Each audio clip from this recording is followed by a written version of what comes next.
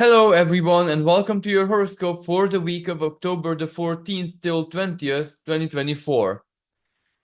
Boy, what a week we are going to have. This is gonna be intensity from more than one side.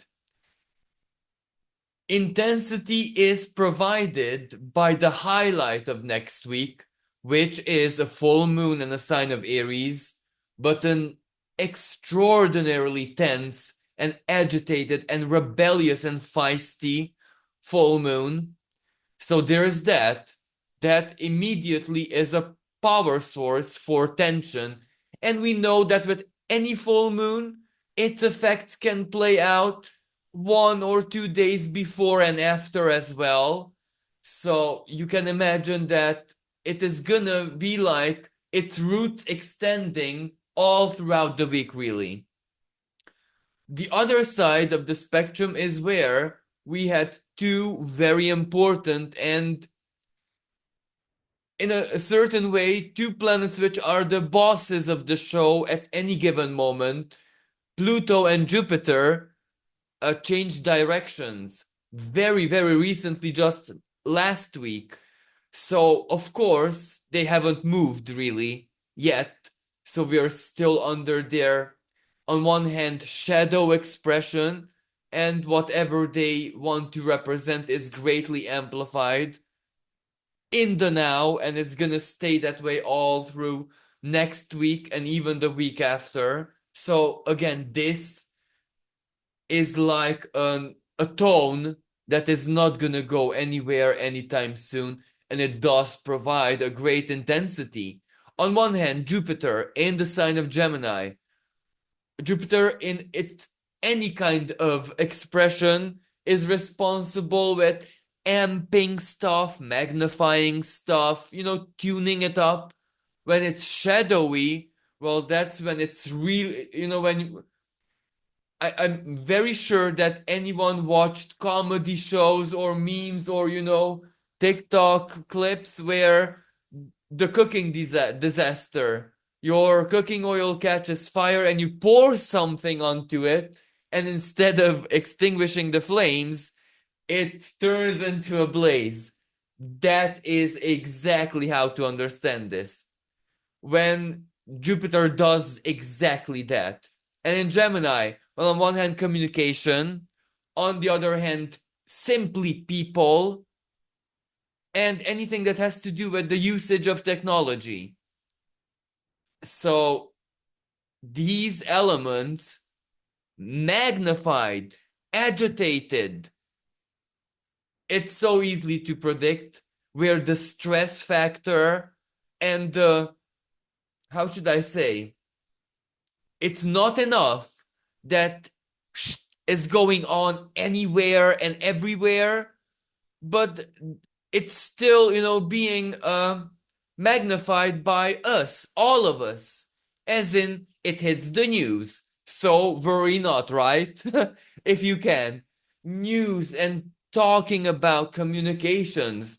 People next week, better said, all through October, let's say it like that, are gonna have big, important, karmic, dharmic even communication, conversation, exchange of information in any way, shape, and form, in any sense you can imagine. That's when busyness is there, both in our personal lives and even within our personal lives. Some things are purely internal. So there, and then everything that else that's going on around us. But Jupiter is Jupiter. It is a little bit big deal when it's standing still in the sky, because as I said, it amps, and what it is gonna amp is not a mystery. We know what it is gonna amp, so we're gonna be under a lot of stress. But then Pluto is what it's gonna amp. Pluto going direct, as in symbolically, because it's not moving all that much yet, finishing its job at that 29-degree anaretic degree of Capricorn. So it's demolishing, deconstructing, sweeping away like a hurricane, literally, I'm so sorry, in certain parts of the world, everything in its path. But this comes to no surprise, because Pluto was hanging around at this degree last year, and even in 2022, in the past couple of years, it hang around these final degrees of Capricorn, even if not necessarily purely just 29. Because in 2021 and 2022, I don't think it really did all that much at 29. But anyway, that doesn't, what matters is that those were very, very important moments of demolishing, deconstruction, truth coming to the surface in all kinds of manners, shapes, forms, ways, and power, centralized power in any way, shape, and form. Governments, big leaders, big corporations, big tech, big pharma, big anything, you know? So we really, really, really saw that play out. And so very, very directly. And why am I mentioning? Because this is the last showdown, or the last kick, the coup de grace. So you can imagine that it's very intense. And how Pluto operates, well, of course, much more than we are comfortable with of its symbolism is playing out exactly now, like directly. Boom, explosions, a lot of discussions about nuclear in any way, shape. Pluto is very linked to anything nuclear, especially the creation of plutonium. It's, Pluto and plutonium, the two are so interconnected because plutonium was developed at the same time when Pluto was being integrated in a very serious manner into astrology and studied profoundly by everyone into astrology, amateur and any professional or whatever alike. And on the other hand, Pluto represents really the beyond in a truest sense, but also applicable in beyond the abyss, because the abyss, we thought, along with the ancients, that it was truly the limit. Surprise, surprise, it's not. So we could retrieve from beyond the abyss plutonium in any way, shape, and form to be understood. Because that is the first, after uranium, radioactive element that nature and the cosmos could and would not create normally under any circumstance. We not only create it, but keep it, beyond its half-life, or how you call it. So this is going to be a big discussion, a big wide discussion, Jupiter and Gemini. It's going to be a very hot topic. And anything else that is correlated with this Pluto, because the collective expression is very clear and obvious, but this is also going on in our personal lives. Something either within us or in our lives or is collapsing, changing beyond point of return. This can, of course, and what it is, we know. An ending, a closure, an elimination, an erratic degree. And Neptune, for example, is not right now at 29 degree of Pisces, but that's where it came from. So that degree is still relevant. Slightly an erratic Neptune. Again, it wants a big elimination. Then Uranus himself, not right now, but is getting an erratic especially in next year and 2026. Mercury was an erratic a day before, because we begin the week with Mercury in the sign of Scorpio, which means the day before it was 29 degree Libra squaring Pluto. So we begin the week actually with intensity, but mental intensity, because Mercury in Libra squaring Pluto Pluto from, as in vice versa, Pluto squaring Mercury from Capricorn, that's where either we made or we are in the process of making of a massive decision and choice in any way, shape, and form, but that choice will determine a lot of things, especially in the months and years to come.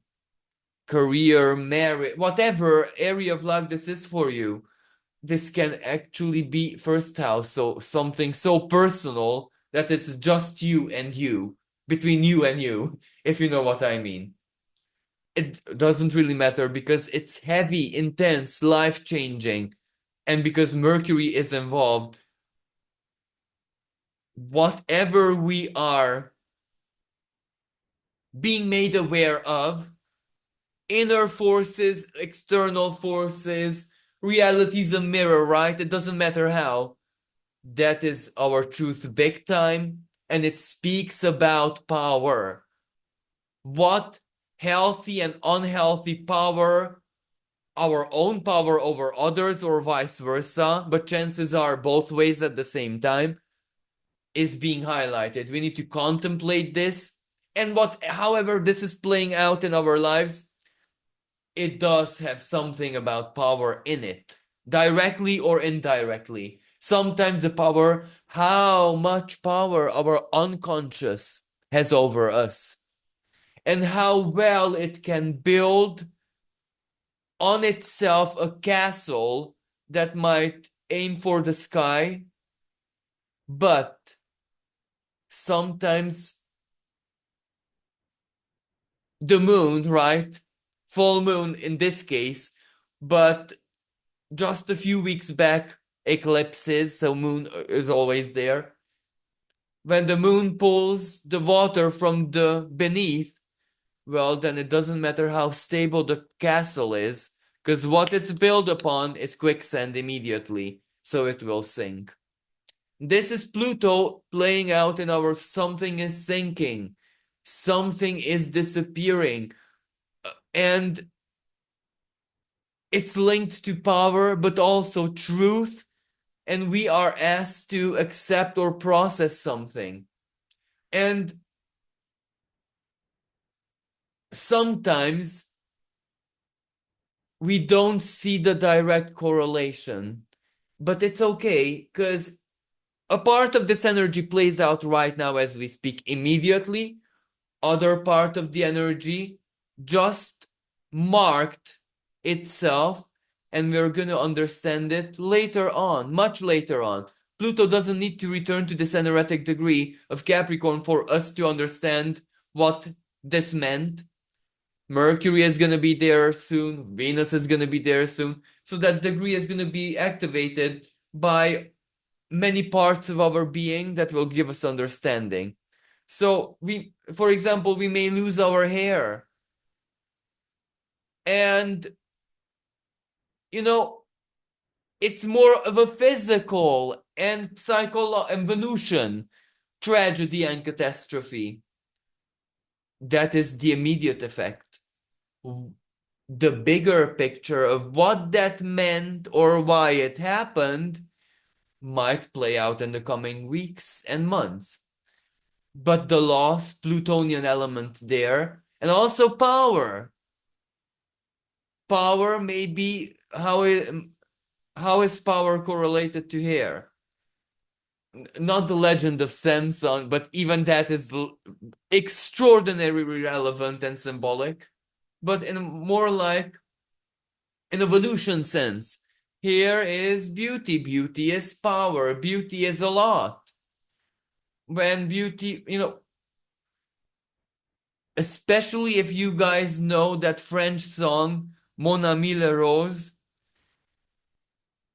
as beautiful as the rose is, kissed by the moonlight, revered by the sunlight, and the insects and all of us, all of creation admiring the beauty, there will come the moment when the rose will fade. And the fading, as tragic and melancholic as it is, that in itself has a beauty in it. So it needs to be taken with grace.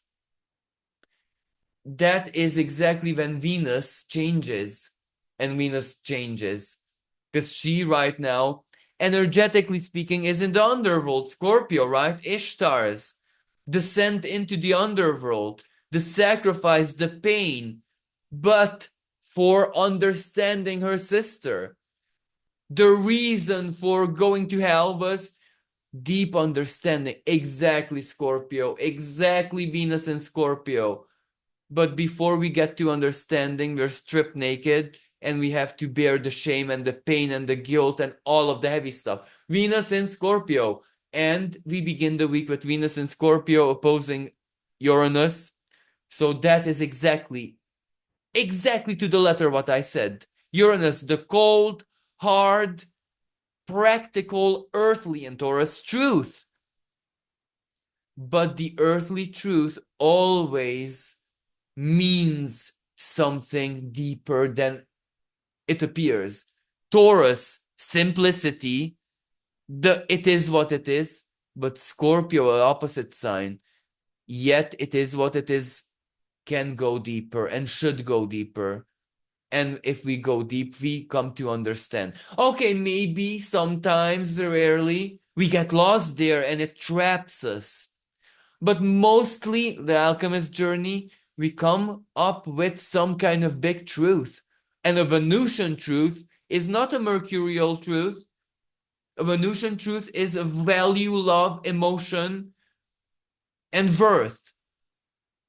And speaking about Mercury in the sign of Scorpio at the beginning of the week, along with Venus, both the mind and the heart, so to speak, emotion Venus, value worth, again, the Empress in Tarot, is in the underworld Scorpio, dare to understand, dare to accept truth, process, and the key word here with the full moon and all of October, release. Release the pain, release the toxicity, release the trauma, release the rage, release the false expectations, release the desire. Sometimes even release the healthy desires. Sometimes we need to release everything that we are to get reborn and to return to innocence. And Pluto in Capricorn speaks about this, that the ultimate power that can convince the universe to even stray from its path, well, it's not love, yet innocence. Innocence is that, and I do believe the ascended grandmasters in any way, shape, and form taught us this. Love is the gateway to that perfect innocence. And when one reaches the state of perfect innocence, they're truly a divine child. That means all of the cosmos will take care of that which is sacred to it. So there it is. Very easy and even, very coated with sweetness in theory, but in practice, it's full of pain and, the path of the martyr. So very, how should I say, opposite to what we might expect. But this is what Pluto speaks to us about, the power of that innocence. So some souls are going through this, Pluto going direct for the last time at the 29th degree of Capricorn in a very, very, very, very intense way. However, it's okay. Venus and Mercury are in Scorpio, Pluto's domain, to process, to understand, and to do what is gonna be a must. So I spoke about Venus opposing Uranus, and I would just like to mention that this is also a very practical, very, very real, very concrete financial energy. And this is again an opposition. Either moment of confrontation, decision time. For example, emotionally speaking, this I want freedom and I'm willing to pay the price, whatever that means. and that freedom's price may be a big investment, a move, a risk, something, but we need to do it. Mercury is in Scorpio exactly to figure it out, because Mercury in Scorpio is the detective mind, the researcher, the ingenious inventor, or someone who gets there, does it, achieves it with the power of intelligence, research, digging deep, and not giving up. It's Scorpio, after all, the realm of Mars and Pluto, so intensity goes for any planet that is there. Both Venus, the intensity of desire, but truthful desire, not the windmill, but the realness of what we need, and Mercury going on the right path, even if it's difficult. Now, besides this, we can expect a lot of financial instability on the world stage at this moment. So this is when, like, let me give you a very real example, but under no way am I speaking of opinion or anything. I'm just presenting what I and anyone else can hear out there, any media outlet. So when certain countries really mean business with their arms embargo for Israel, like they cut it off already, that's what it means. Getting serious about certain things. And getting serious means that the financial climate, in a very technical way, even Mercury and Scorpio, is like a roller coaster, literally. Certain things drop suddenly in value, other things rise, skyrocket. But this is also where there is a limit, because at this time the moon is conjunct Saturn. There's a moral limit. When something gains value, the value is going to be Aquarian, right? Which means affordable for everyone. This energy attacks capitalism in any way, shape. This is how we translate it in the best way possible. It attacks and tries to demolish, but from the Venusian realm. So deep within our value system, not externally, the capitalistic structure. So our feelings change towards brands. I don't even need to anything. Our feelings change towards the value of anything here. Put it into context for your life personally. Like, for example, that which is not necessarily money, yet it's still value evolution. For some people who really enjoyed a very freedom-based lifestyle, sensually speaking, all of a sudden have a big shift of polarity within them. Nah, I don't want to go out anymore and just, the bee and the flower. I want something very serious, and I'll change my whole life around. Because the time came from within myself, my value changed, and now it's easy. Because it's fueled from within. Anything that I will sacrifice for it is easy sacrifice. So this is where sometimes one knows the theory, but the feeling needs to come. That's the energy. Value changes. Anything that we value kind of upgrades. But this energy many times means literally change of polarities. Where, oh, I have such a good example here. Even though it's more of a Martian example, not necessarily a Venusian, but you will understand.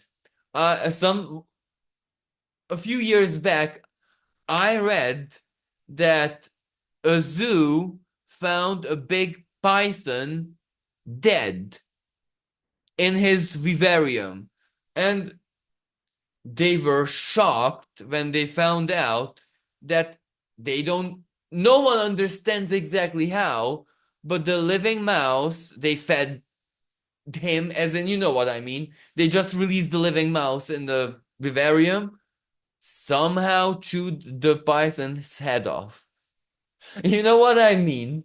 The dinner literally somehow Uranus, the chaos, the weirdness, the quantum, sometimes it happened. This is exactly where when these two energies play together, Venus and Uranus, and we must not forget that Venus was born out of Uranus.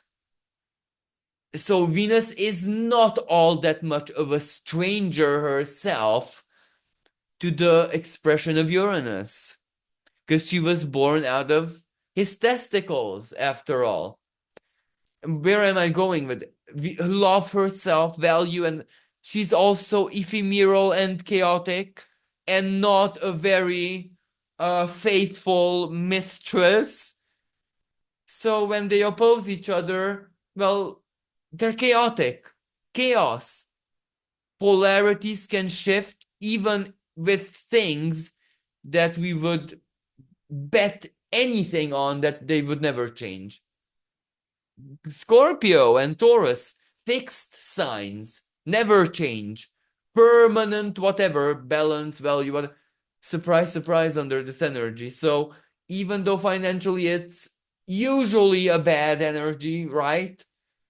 For some lucky individuals, it will be jackpot time, you know? Moving on, Sun is also squaring Mars. So, Sun in Libra, decisions and partnerships, and with Mars, modus operandi. So, this energy complicates things with family, because the needs of the family versus the needs of Libra. It can be the individual or job or whatever. Because let me give yet another example. There's a hardworking man, right? Mars in Cancer.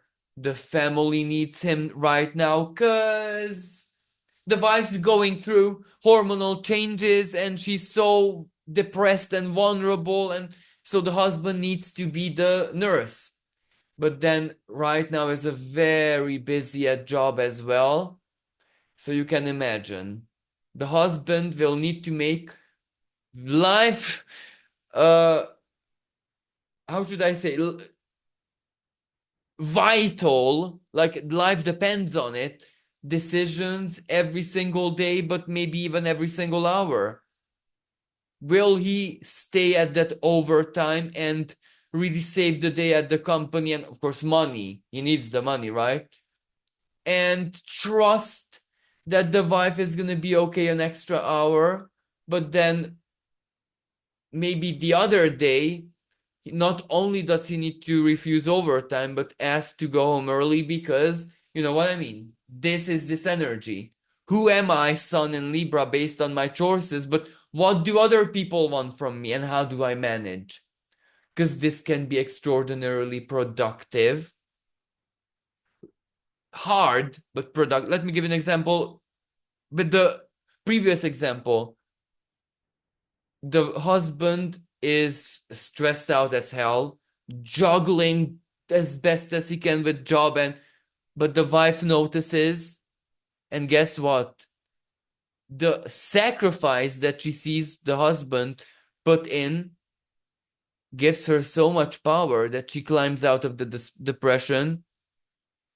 And there it is. You can imagine that only appreciation and good stuff will follow from this type of hardship, because he didn't even know it, but the wife was mega impressed, you know? Maybe that's why her unconscious depressed her in the first place, to show her that, sweetie, you actually have a very good partner who to work with. So get on with your relationship and stop being sensitive. You know what I mean? So, but it can also go the very, very badly, where the husband burns out and gets to hospital. I don't know, fatigue syndrome or something breaks down in him. And all of a sudden, the depressed wife is not so all that depressed anymore. She becomes the nurse, and they both learn a good lesson. You know, that, yeah, sometimes life doesn't wait on us. You know what I mean? But again, after both of them get out of the depression and the hospital and whatever, you can imagine how they will probably sell their home in the city, move to the countryside, and they will discover a reborn reality, and with all the miracles it will offer them, and it will save them, basically. But why am I using these examples? Because this actually goes on in the lives of some people. It's so, the universe sings the story of certain people, so it's easy to find examples when it's flowing. So Mars opposing, squaring the sun in the sign of Libra. Both of them are very uncomfortable, debilitated, but the debilitation can be positive because it can make the sun burn all that much better for another in a compassionate way. And Mars in Cancer, the power of love in a nurturing way, right? Because Mars in Cancer can be very toxic, passive aggressive, and, you know, really, really not nice, but it can be truly the healer in disguise, or I don't know, the fairy godmother, or it can be the light worker who saves the day, ultimately. But there is another energy that provides the saving grace: Sun trine Jupiter. And Jupiter, remember, shadowy, Jupiter standing stationary still. Okay, not mathematically speaking, but it's not moving all that much, so, which is in a way good. Because what does this mean? Help is there. The beauty of understanding, the beauty of inner standing, the beauty of following's one truth. Libra, Sun in Libra, Jupiter in Gemini, all about not just knowing the truth, but also acting upon it, making decisions upon it, make us reflecting our truth in our lives and relationships. This comes as a huge and powerful and massive blessing. As we move on through the week, another blessing is Neptune trining Venus. Release, healing, forgiveness, the courage. But when I say courage, not the Mars and Aries courage, but the emotional courage to face certain feelings and truths and be brave enough to release them, brave enough not to dwell on them. Drowning certain desires with waters of understanding. This is where the bad type of passion is gonna be extinguished. So this is a beautiful energy. It's shy in a sense that it may not be a blessing that will, I don't know, make us party, but it is an inner power that is gonna be almost, how should I say,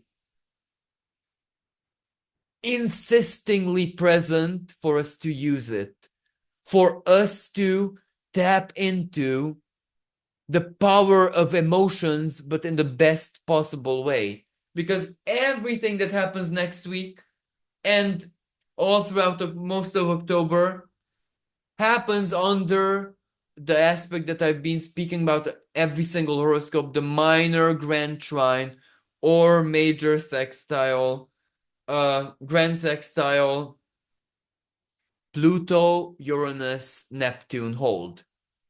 One of the most powerful and useful, actually, alchemical aspects. We are writing our stories right now. And even the elimination, the karmic elimination, Pluto 29, Neptune 29 in 2025, both Saturn, Neptune at 29, all of the 29s, right? We can still write the ending. Any release, any ending, any, you know what I mean, does not have to necessarily be sad and woeful. So that's what this energy is inviting us to do. And Venus adds a big dose to this energy because on one hand, she's the ruling planet of Uranus, and Venus holds a sextile with Pluto, and Venus is in Pluto's sign. So you can see how Venus is highlighted from more than one point of view here. And then moving on the 17th, we have that really, really powerful full moon in Aries, which holds a cardinal grand cross with Mars, Sun, and Moon, of course, oppose each other at every full moon, and T square Pluto. So there you go, the cardinal grand cross. But I'm not going to speak about in great detail because I made a really long video about this full moon. Check it out if you're interested. But this is going to be the highlight of the intensity. The boom, a big emotional spill or release or rage, or this full moon is hand in hand with Eris, discord, rebellion, and everything else will spell rebellion in the sky because the sun opposes Eris, Pluto squares Eris, Mars squares Eris. Not just at the full moon, because actually at the full moon the Mars square is not that very exact, but later on the Mars and Eris square is gonna perfect itself. So big, big, big rebellious energy. And then the next week, Mars opposes Pluto, right? So this is a cocktail of great intensity. And at the full moon, Venus is energetic in Scorpio. Again, financially a big transformation, or something happens big time, and then powerful emotional release. But this energy can be very, very uncomfortable because this is when desires really take a grip on us. And going back a little bit at the Venus opposing Uranus, another way that energy can play out is where someone from a sensual perspective is irresistible, and our situation doesn't matter. Because usually under this aspect is where how faithful, loyal you are by nature, and everything that you usually are will not matter because the moment is going to be that intense. So yes, essentially speaking, this is when we meet irresistible Uranian archetypes that are trouble, usually. Big, big, big trouble. And fortunately, later on, after this full moon, Venus moves finally into the sign of Sagittarius, where she is going to have a breath of fresh air out from the underworld. Finally, this is where whatever void, the big emotional processings or accepting stuff when Venus was in Scorpio we went through, now that void is being filled up with the new, the next, a travel, a holiday, an adventure, a new dream, a new aspiration, a new philosophy, a new something. Or we learned what injustice means. Now we are aiming for what is fair and righteous for us personally for this Sagittarian Venus. So that's a really, really good energy. But of course, Mercury opposes the moon on this 18th of October.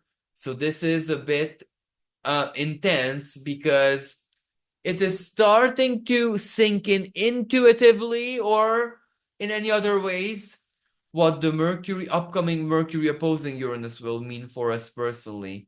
So big communication, but big surprises, big changes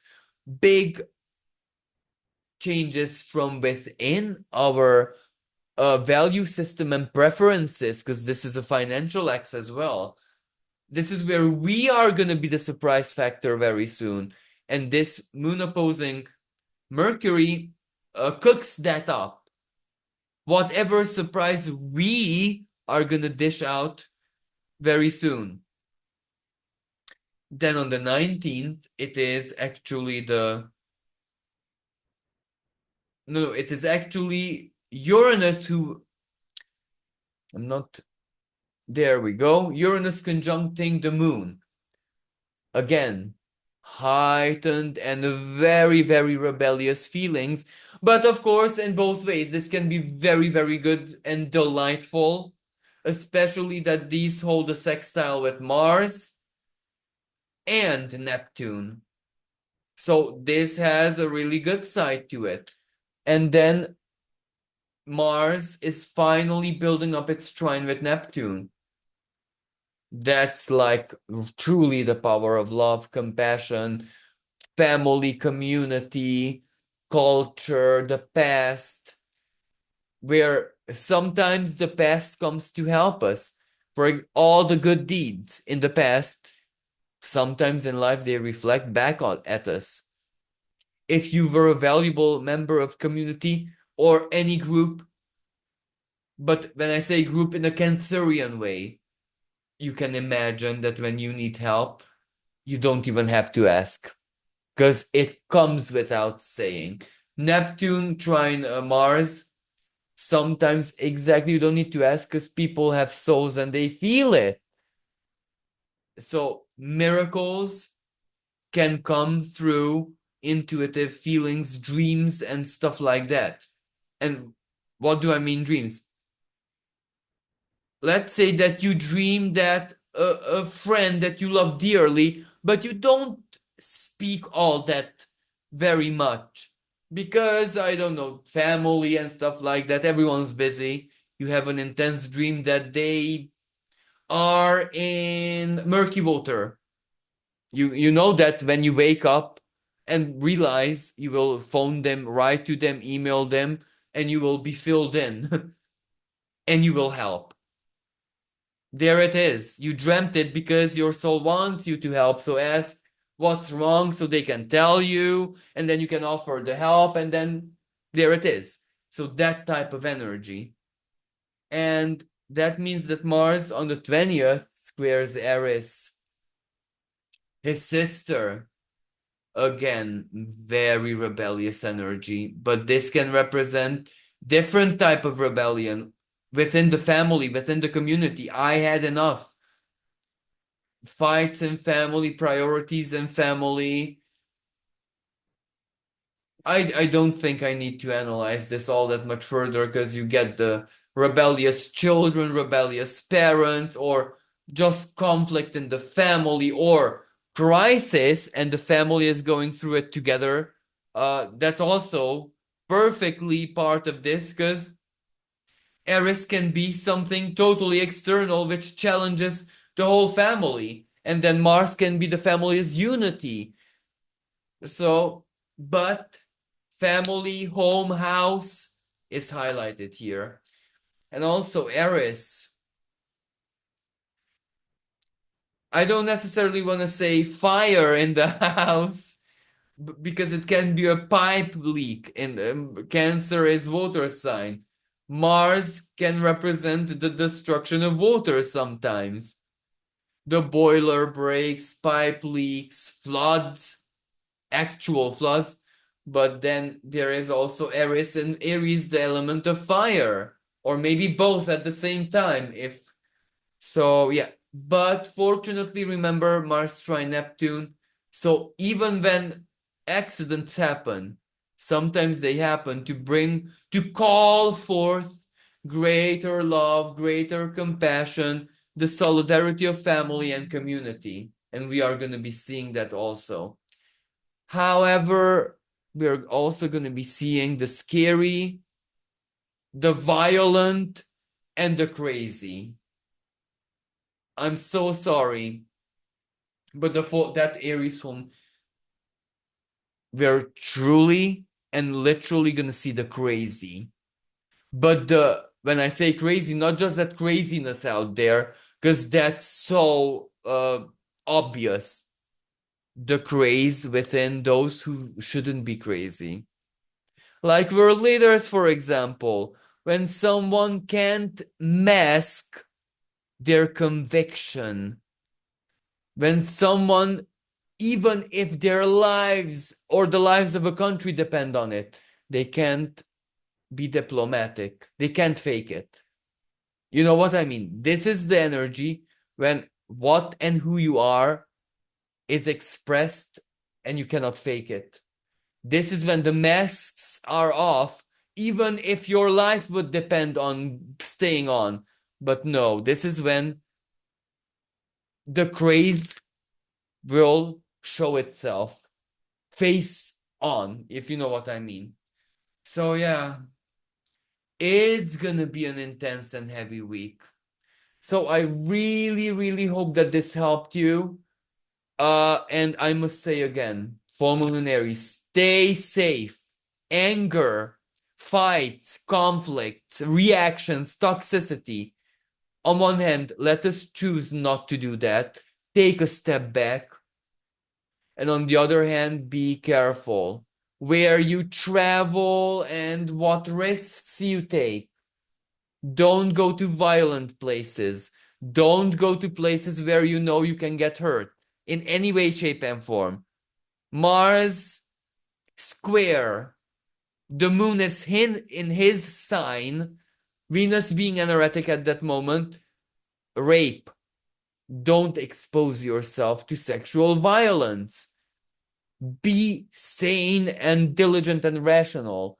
You know, trust your instinct in the sense that if your gut is just, I don't know, it feels like something is squeezing it from the inside, don't go further, turn back, especially if you're a young girl walking home at night and you have a weird feeling in your gut. Uh, do what you must because the danger is not there yet. So avoid it. Either turn back or call your dad or call your husband, call whoever you want to pick you up from there, or do whatever it is that you can to make safety a big priority in that moment for you personally. You know what I mean?